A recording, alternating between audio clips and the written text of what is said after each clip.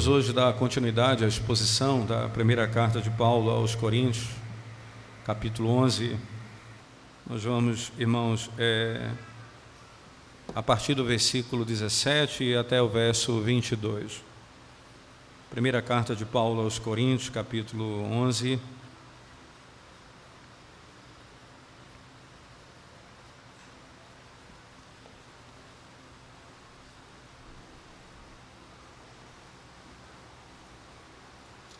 Verso 17 até o 22.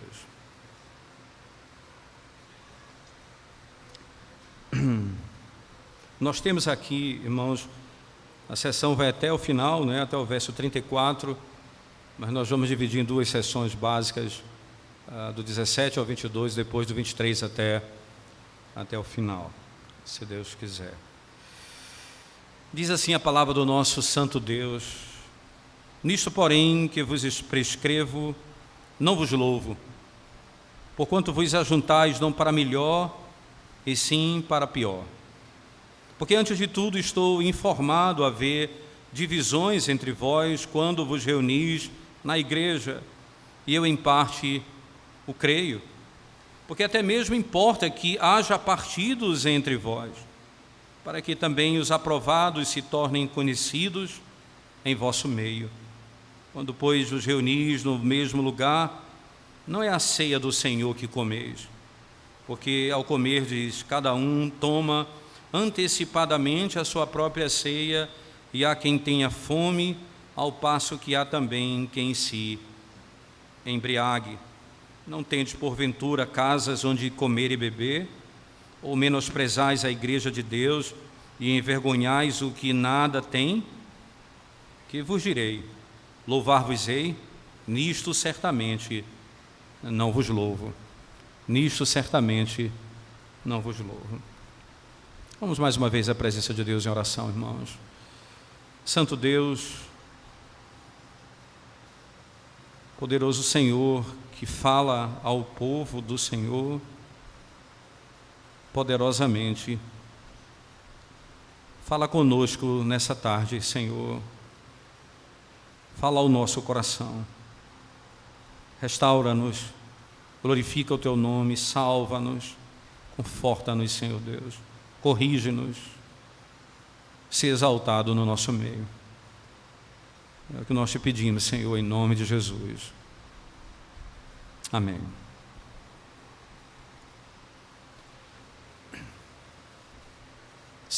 Certamente, entender o pecado na igreja apenas por um ângulo, e que ângulo é esse? Eu estou me referindo apenas pensando como que isso aconteceu, ou como que esse pecado chegou onde chegou, e por que que ele está no nosso meio. E certamente, ao questionar a razão de um pecado ou de uma determinada gravidade no meio da igreja, ou até mesmo de uma contenda no meio da igreja, alguém poderia perguntar, não é? Certamente isso não é bom, não há nada de bom nisso na igreja. É importante frisar que não há nada de bom no pecado, mas ao permitir isso no meio da igreja, o Senhor promoverá o bem. Isso é algo intrigante. O pecado nunca é bom, porque o pecado tem por natureza aquilo que é contrário à própria santidade de Deus. Mas ao ser permitido por Deus, ele trará algum benefício para a igreja. Ora, porque senão nós estaríamos pensando que não há benefício algum e que estamos alheios ao acaso. Imagine, irmão, os irmãos de José maquinaram a sua morte, e no final da história de José ele diz: não foram vocês que me venderam, foi Deus que me enviou adiante de vós para poder preservá-los com vida. O mal que eles fizeram, o pecado que eles fizeram, a culpa que eles tiveram, o mal que se atormentava a mente deles, a ponto de um momento no capítulo 42 do livro de Gênesis, quando José passa a interrogá-los e a inquiri-los, eles ficam com tanto medo que um irmão diz para o outro: você sabe por que nós estamos passando por isso? Porque você lembra do choro do nosso irmão José, quando ele clamava por socorro e nós não ouvimos. Parece que havia um silêncio, mas aqueles acontecimentos traziam à tona o mal que eles haviam feito. O mal é mal, o pecado é tratado como pecado, Deus vai puni-los segundo o pecado, mas Deus conduzirá de tal maneira a igreja que Ele produzirá o bem no meio dela. Interessante, por que isso é tão importante nesse texto? Volte comigo para o versículo-chave, entendo eu, né? Quando o apóstolo Paulo diz assim, irmãos, verso 19: porque até mesmo importa que haja partido entre vós, para que também os aprovados se tornem conhecidos em vosso meio. Ora, o apóstolo Paulo disse, irmãos, ele está combatendo aqui a divisão na igreja. É ruim isso para a igreja. Mas ao mesmo tempo ele diz, é bom que tenha, porque nós vamos saber quem pertence a ele e quem não pertence. Quem são os aprovados e quem não são aprovados, os reprovados. O apóstolo Paulo está dizendo, veja a linguagem de Paulo, até mesmo importa que haja partidos entre vós, para que também os aprovados se tornem conhecidos no vosso meio.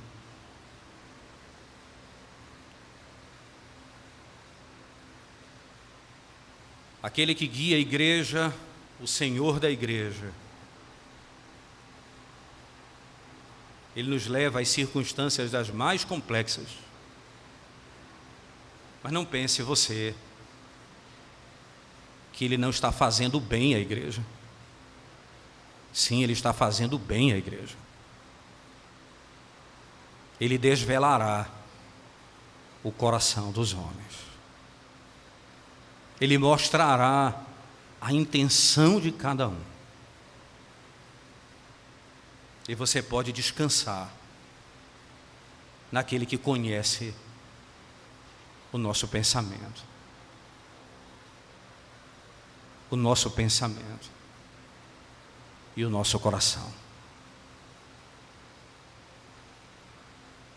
Interessante, é importante frisar, irmãos, que Paulo, ao escrever, ele vem condenando problemas de divisão na igreja. No capítulo 3, ele bate pesado contra isso.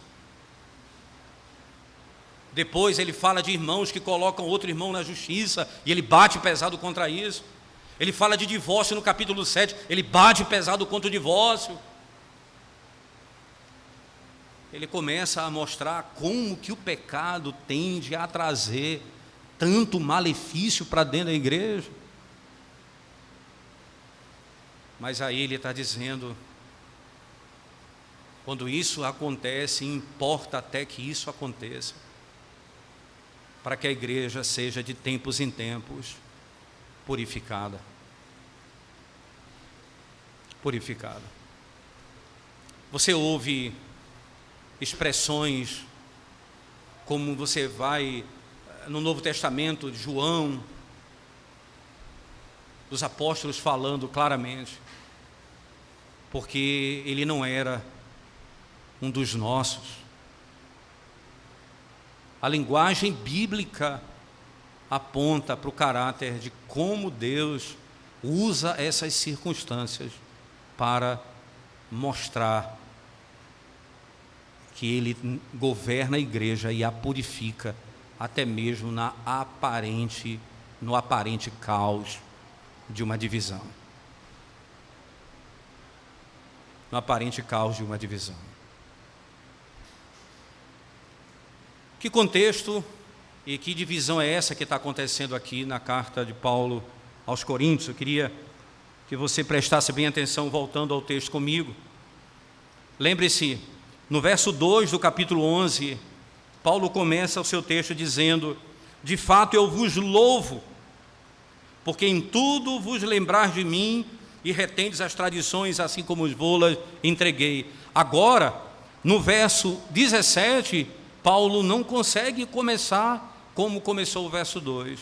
Ele diz: nisto, porém, que vos prescrevo, não vos louvo.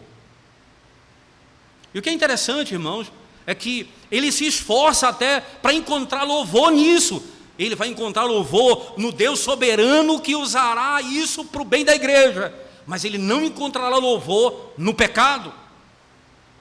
Porque veja, no final do verso 22, ele ainda encerra como um envelope, ele diz isso: não tendes porventura casas onde comer e beber, ou menosprezais a igreja de Deus e envergonhais os que nada têm?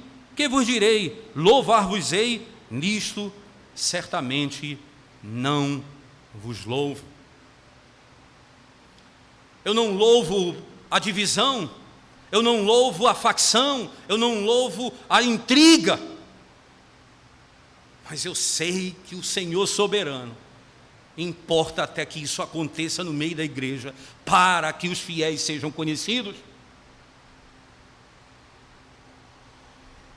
O que é que Paulo então vai nos ensinar a partir dessa complexa estrutura de poucos versos? Ele vai ajustar aquilo que era uma ceia, uma santa ceia, e ele vai, a partir do verso 23, dizer como a ceia deve ser. É por isso que no verso 23, veja, ele diz assim: porque eu recebi do Senhor que também vos entreguei. E aí ele passa a dizer como a Santa Ceia deve ser administrada. Agora ele está dizendo como que a igreja tem feito, e como isso tem feito, ela tem feito em meio ao pecado. Agora ele vai dizer, ele vai corrigir a rota, e no 23 em diante ele vai dizer como deve ser feito. Olha, Jesus Cristo fez isso no seu Sermão do Monte. Antes dele ensinar a orar, a oração do Pai Nosso, ele começou a dizer: quando vocês orarem, não façam como os hipócritas, não façam isso. Ele começou a ajustar, a dizer: está errado tudo isso, agora vocês vão orar assim.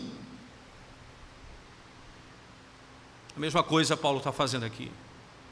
Ele está dizendo o que vocês não devem fazer, para dizer no verso 23 o que vocês devem fazer, como vocês devem participar da ceia e como a ceia deve ser administrada no meio da igreja.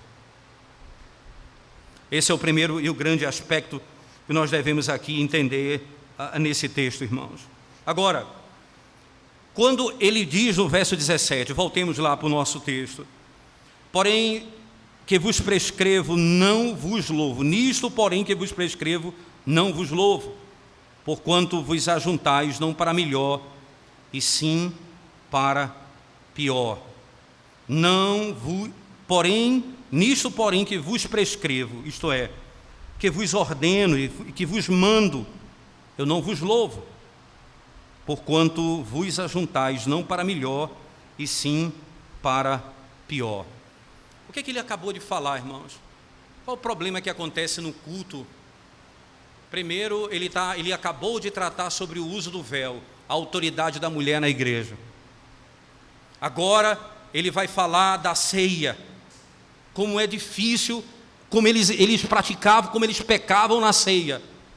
E na sequência, ele vai falar dos dons que eram usados no culto.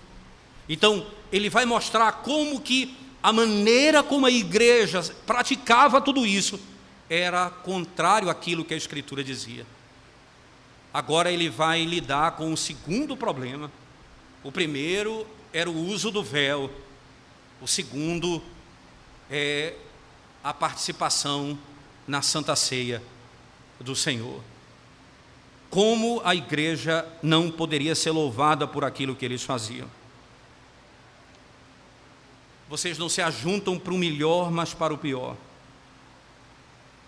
É que, irmãos, as assembleias públicas, elas são conduzidas de modo tão mau, tão pecaminoso, que ela não produz bons resultados para a vida da igreja. A censura de Paulo é clara e geral. A censura, ela lida com todos os fundamentos que ele está se queixando aqui, que são seguidos pelos versos.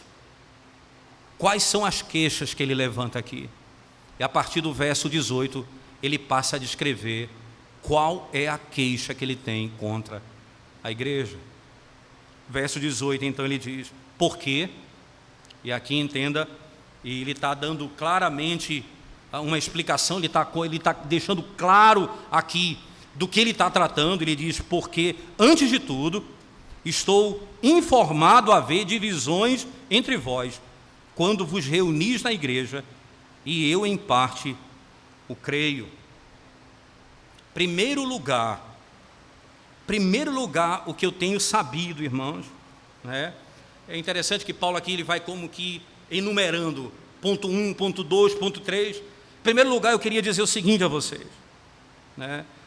E não há nada que vocês possam dizer, porque me foi chegado aos ouvidos de que há divisão no vosso meio. A primeira censura é contra a divisão. A segunda, irmãos, contra o modo que eles celebram a ceia do Senhor. Primeiro a divisão, depois o modo como eles celebram a ceia do Senhor, logo na sequência. Mas a única divisão aqui que ele está se referindo são aquelas associadas ao culto público. Que divisão é essa? Eles não se reúnem para melhor, mas para pior. Então, entenda, a assembleia, o culto público não produz o melhor, produz o pior. O que é que se espera da adoração pública? O que se espera do culto é que nós saiamos transformados. Ele diz: é para pior e não para melhor que vocês se reúnem. Vocês vêm adorar e o coração de vocês está tomado por esse sentimento. A celebração da ceia do Senhor, do sacramento, é o ponto em chave aqui. É o ponto chave. Além das subdivisões, irmãos, que você vai encontrar, que iniciam no início da epístola, né? Aqui ele está falando claramente das assembleias, isto é, das reuniões, dos cultos. Paulo está preocupado quando a igreja se reúne para adorar. Ele acabou de dizer do problema da autoridade da mulher com o uso do véu na igreja. Agora ele vai falar mais uma vez da divisão no culto, e agora ele vai falar da divisão na mesa do Senhor, como eles estão pecando contra o Senhor. O segundo fundamento, irmãos, é que ele vai censurar, vem no capítulo seguinte, quando ele diz assim: quando vocês estão juntos na igreja. Quando vocês estão juntos na igreja. Veja a expressão que ele diz, né? Porque antes de tudo estou informado a haver divisões entre vós quando vos reunis na igreja. Então Paulo deixa claro isso. A divisão é quando vocês estão reunidos. Não há dúvida disso. Eu tenho sabido que o culto público tem sido essa confusão. A natureza dessa divisão, irmãos, é descrita como segue. Porque eu tenho sabido que há divisão no meio quando vocês se reúnem. Então, que divisão é essa? Que natureza é essa? Né? E aí ele vai deixar claro. Existe um tipo de alienação, existe um tipo de separação em que grupos são distintos uns dos outros, e claramente ele está falando entre o pobre e o rico, num texto sagrado.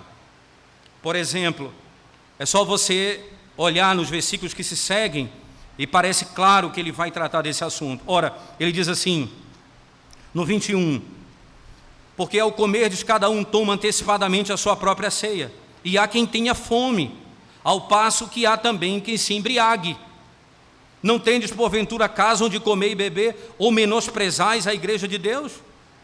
Paulo claramente parece nos ensinar que havia aqui falta de cuidado de um irmão para com o outro.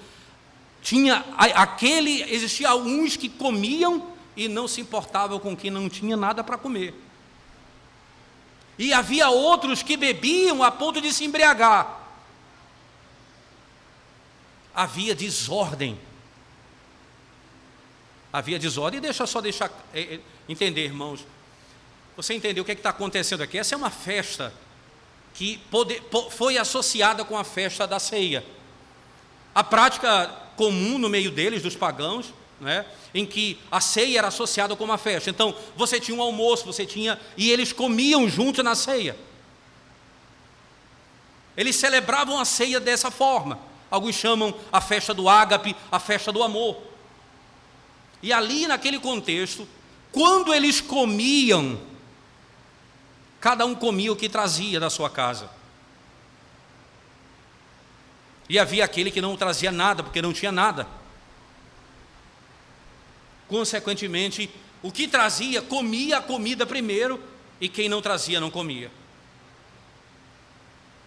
O fato é que, ao associar isso com a ceia, ele quebrou o sentido da unidade da ceia, do corpo que é dividido para todos, e a ideia de que nós somos um só corpo em Cristo. A festa por si quebrava a natureza da ceia. E é por isso que Paulo, então, vai ajustar isso antes de começar a lidar com o tema a partir do versículo 23. O que eu recebi do Senhor, eu também vos entreguei. Paulo diz: eu creio que há divisão no vosso meio. E eu sei que tem irmãos no vosso meio que não têm o que comer. Eu tenho crido nisso. E eu desaprovo isso.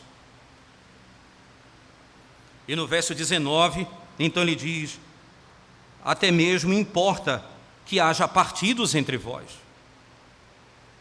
Essa é a razão pelo qual ele cria irmãos naquilo que ele havia ouvido. Isso está acontecendo. E Deus tem um propósito sábio em permitir que isso aconteça. Eu creio que isso está acontecendo. E eu creio que Deus tem um propósito nisso no meio da igreja. Tanto o mal quanto o bem. Deus tem um propósito em todas as coisas. Preste atenção nisso, irmãos. A sabedoria infinita de Deus faz com que até mesmo o mal intencionado pelos homens produza o bem para a igreja. Essa divisão que é tratada aqui no texto, não necessariamente significa heresias, provavelmente não, mas no sentido geral, essa divisão aqui, ela é determinada pelo contexto.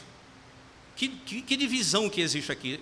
Entre irmãos, entre pobre e rico. Então, essa divisão aqui, mesmo o termo grego, sendo a palavra que dá ideia, a palavra heresia até mesmo, a ideia aqui é mais um conceito claro no contexto de uma divisão que diz respeito àquilo que está sendo tratado no meio da igreja, a divisão entre irmãos. Você ouve, por exemplo, fariseus, saduceus. Isso são grupos, são divisões no meio. O sentido eclesiástico da palavra heresia, irmãos, ela não cabe aqui nesse contexto, porque a heresia, ela é o erro com a intenção de levar as pessoas para longe do Evangelho. Aqui ele está falando dessa divisão causada pela prática da igreja. Não há essa divisão aqui, não é essa heresia que Paulo em nenhum momento está discutindo aqui alguma heresia no meio da igreja. Ele está discutindo aqui pecados claros causados pela falta de entendimento em alguma verdade do Evangelho. E Paulo está combatendo isso. E Paulo, ao combater, ele está dizendo: importa até que isso aconteça, irmãos, para que aqueles que são aprovados sejam manifestos. eu não vos louvo nisso. Eu sei que isso que está acontecendo é algo que precisa ser corrigido, mas eu sei também que Deus está manifestando a aprovação dos seus no meio dessa contenda no meio da igreja. A prevalência da desordem e outros males na igreja, irmãos, significa que Deus está colocando o seu povo em teste. A prevalência de um mal, a insistência de um mal, a insistência de um pecado no meio da igreja, com luta e tudo mais, é uma clara manifestação de que Deus está colocando a igreja em teste. Porque senão ele já tinha executado o mal no meio da igreja. E aí é nesse momento que os fiéis serão preservados e os não serão lançados fora.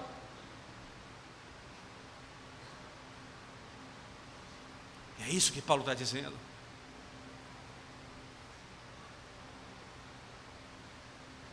É isso que Paulo está ensinando à igreja.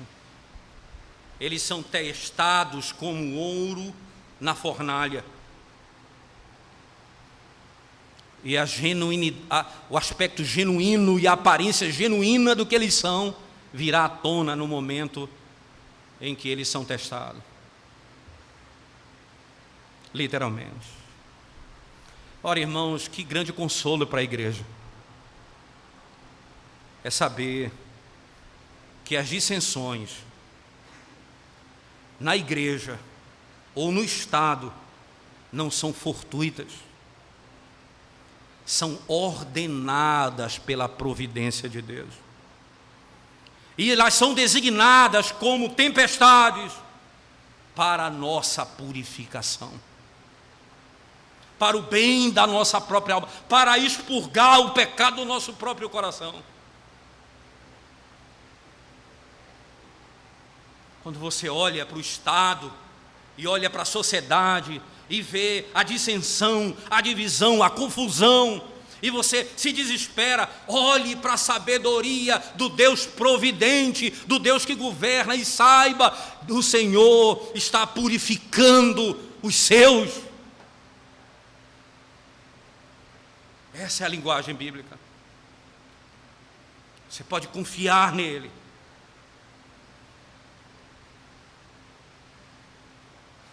No verso 20, Paulo então diz: quando vocês estão juntos em um lugar,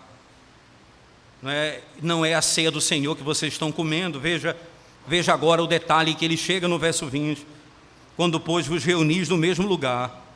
Lembre-se, irmãos, a reunião aqui é o foco, Verso 17: porquanto vos ajuntais, não para melhor. De novo, verso 18: porque antes de tudo estou informado, haver divisões entre vós quando vos reunis. Percebe? Reunião. E agora, verso 20: quando, pois, vos reunis no mesmo lugar, não é a ceia do Senhor que comeis. Todo o problema é quando vocês se reúnem no mesmo lugar para cultuar o Senhor, para adorar o Senhor.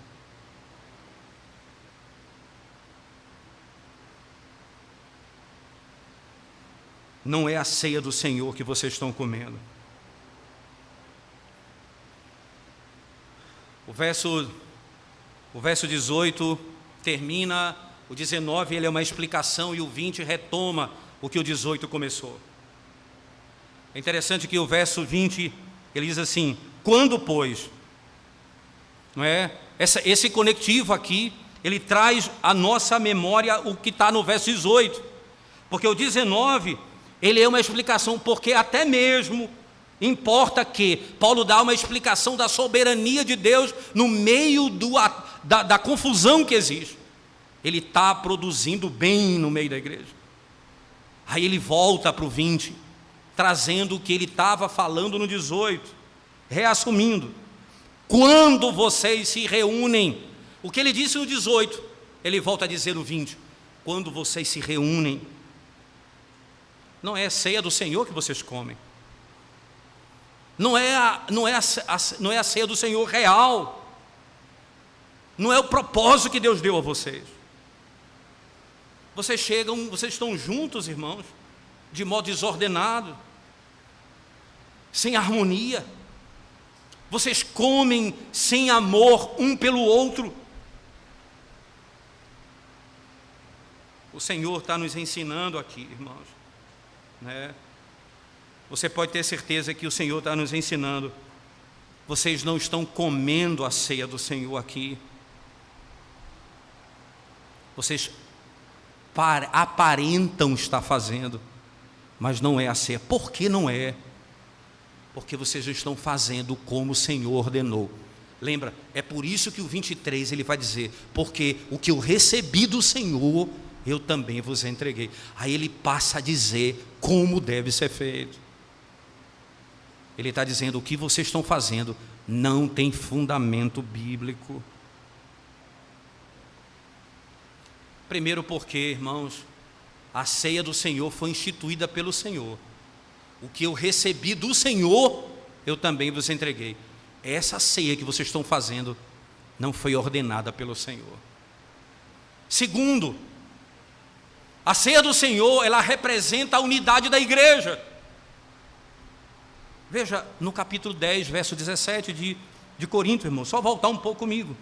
1 Coríntios 10, verso 17. Veja as palavras de Paulo aqui. Ele diz assim: porque nós, embora muitos, somos unicamente um pão, um só corpo, porque todos participamos do único pão. A ideia de participar da mesa do Senhor é ser um. E ele está dizendo: vocês estão vivendo em desarmonia. Não há unidade no meio. Essa não é a ceia do Senhor. Não é isso que o Senhor vos instruiu a fazer. Não há como participar dessa mesa. Sabe quem participa dessa mesa? Quem o Senhor chama. Não é quem quer, é quem Ele chama. Ide por todo mundo, pregai o Evangelho, batizando-os em nome do Pai. Eles vão participar da ceia, eles são membros do corpo de Cristo. Você vai anunciar, e você vai chamar os homens. Não é quem quer vir, é quem o Senhor chama. É quem Ele admite à mesa. É muito diferente dessa festa ágape, irmãos. Porque alguém trazia sua própria contribuição, durante e depois, como era dito. Não, esse é o meu corpo. É Ele quem nos oferece o pão. Eu não como com a boca, eu como pela fé.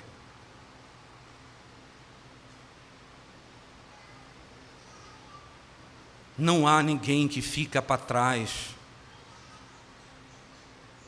A mesa do Senhor não faz acepção de pessoas. Você sabe por quê, irmãos? Você sabe por quê que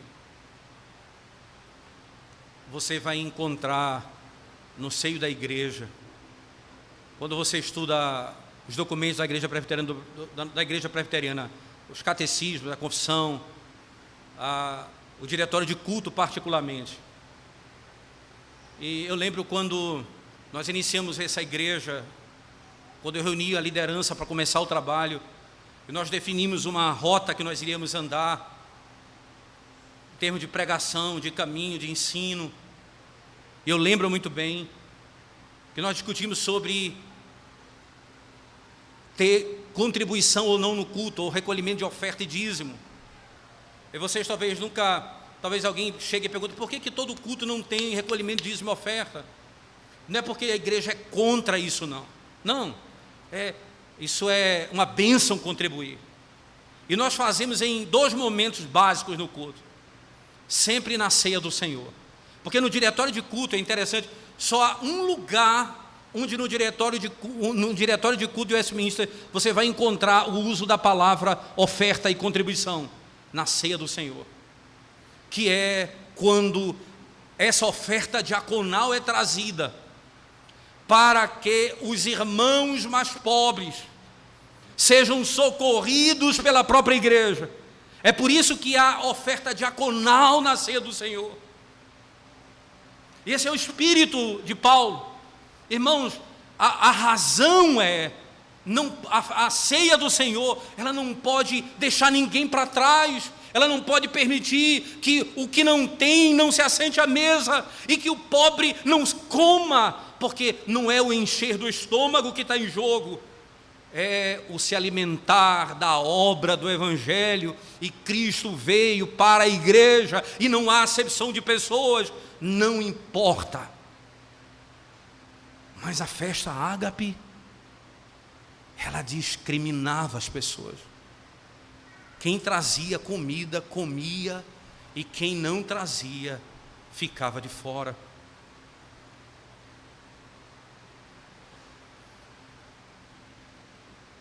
O versículo seguinte, irmãos, Paulo diz assim, verso 20 e 21, porque ao comerdes, cada um toma antecipadamente a sua própria ceia. Veja, antecipadamente. E a quem tenha fome, ao passo que há também quem se embriague.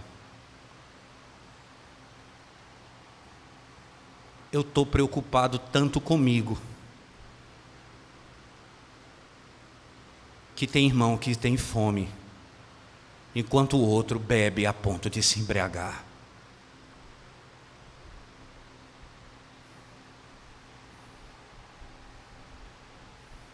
A festa do Senhor não é essa. Este é meu corpo, disse o Senhor, que foi entregue por vós. Comei e bebei dele todos.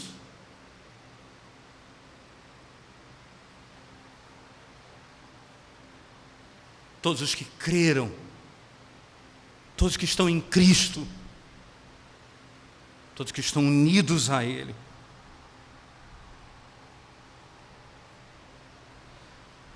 Que coisa terrível. Preste atenção nisso, irmãos. Cristo instruiu a igreja instituindo a ceia do Senhor. 20 anos numa igreja transformaram a ceia do Senhor nisso. Rapidamente.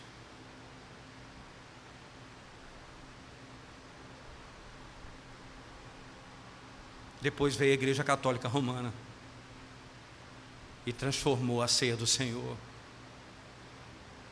num sacrifício contínuo de Cristo.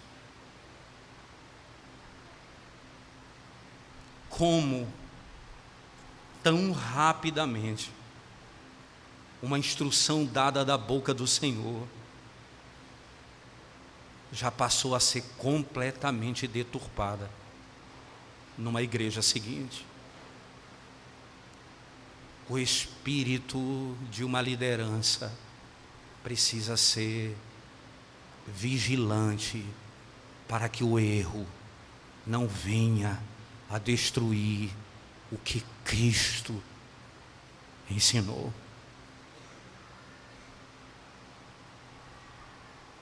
E Paulo, o apóstolo, não usou sua autoridade. Ele disse: o que eu recebi do Senhor,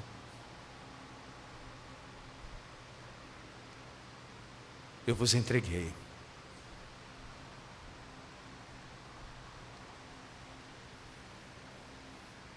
E aí ele termina exortando a igreja, dizendo, no 22, não tendes porventura casas onde comer e beber, ou menosprezais a igreja de Deus e envergonhais os que nada têm? que vos direi? Louvar-vos-ei nisto certamente. Louvar-vos-ei nisto certamente. Não vos louvo. Certamente não vos louvo. Vocês não têm casa. É em casa que você come para matar sua fome. É em casa que você toma o seu vinho. A igreja se reúne para cultuar. A igreja se reúne para celebrar as ordenanças. A igreja não se reúne para comer e beber. A igreja se reúne para adorar o Senhor. Essa é a razão da nossa Assembleia, da Santa Assembleia. Quão importante para a igreja é saber, irmãos, que nós devemos estar confinados ao nosso próprio trabalho. E o trabalho como ordenado pelo Senhor. E não fazer aquilo que é próprio da minha casa, da minha família, na igreja. Mas fazer o que Ele ordenou no culto. É apropriado na minha casa determinada coisa, mas não é apropriado na igreja. É apropriado na minha casa, mas não é apropriado na igreja. A igreja, ela não se ajunta para fazer o que melhor nós fazemos em casa. A igreja se ajunta em santa assembleia para fazer o que ela foi chamada para fazer: cultuar ao único e verdadeiro Deus, segundo as prescrições que Ele nos ordenou.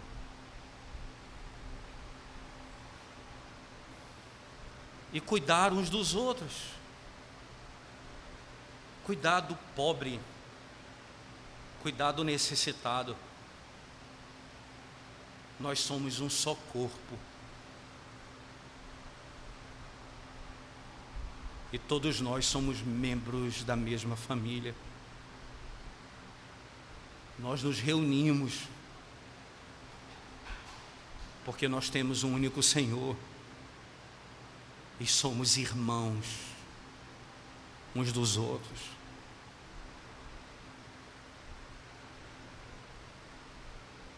E somos irmãos uns dos outros. Reunimos em culto, como o Senhor nos ordena.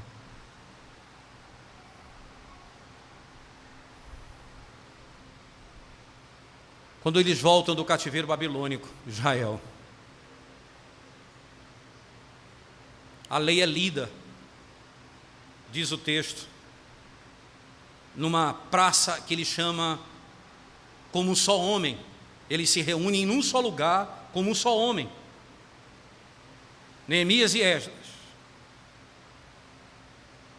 E a lei é lida ali. E eles não conseguem compreender tudo, porque muitos anos na Babilônia perderam o hebraico, e o texto era lido em hebraico, e eles eram peritos em aramaico, perderam muito do hebraico, mas algum termo eles não conseguiam. Então os escribas iam saindo de um por um, explicando o significado de alguns termos para eles, porque eles não compreendiam o que estava sendo lido. O cuidado para que eles compreendessem aquilo. E era lido o texto. Então, imediatamente eles começam a chorar, assim que eles compreendem a lei. Porque eles se veem pecadores, eles veem quão longe eles estavam da vontade de Deus. E naquele momento o sacerdote lendo a lei, diz ao povo: não choreis, alegrai-vos, porque a alegria do Senhor é a nossa força. E naquele momento ele olha para todo aquele povo como um só povo. Ele diz o texto como um só homem, e diz assim: agora, ide, comei a carne gorda, comei o melhor que vocês têm, vinho, comei tudo o que vocês têm, e lembrem-se, e saiam, e deem para aqueles que não têm nada preparado para si. Comam e deem àqueles que não têm nada.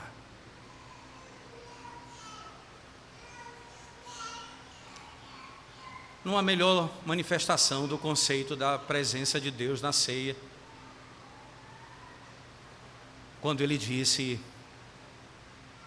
aquele que tiver fome, aquele que tiver sede, se comer da minha carne e beber do meu sangue, nunca mais terá sede, será saciada a sua necessidade, hoje e para sempre. Lembre-se disso. Nós comemos do mesmo pão e bebemos do mesmo vinho quando cremos no sangue do Cordeiro, quando cremos em Cristo Jesus. Nós fomos salvos pelo mesmo Senhor. É Ele quem satisfaz as nossas necessidades. A ceia do Senhor é a manifestação dessa verdade.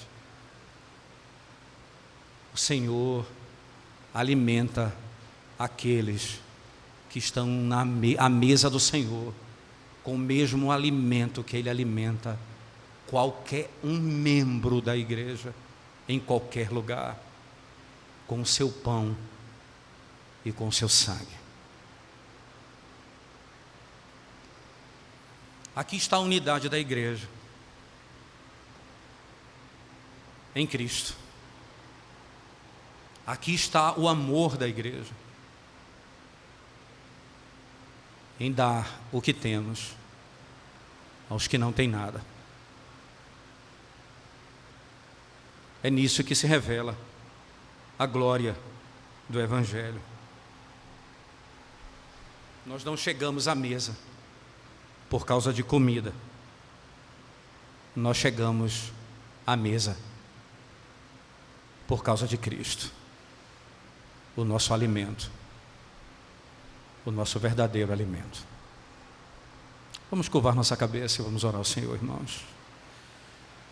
Nós te damos graças, Senhor, pelo privilégio de podermos ouvir a Tua voz no final dessa tarde,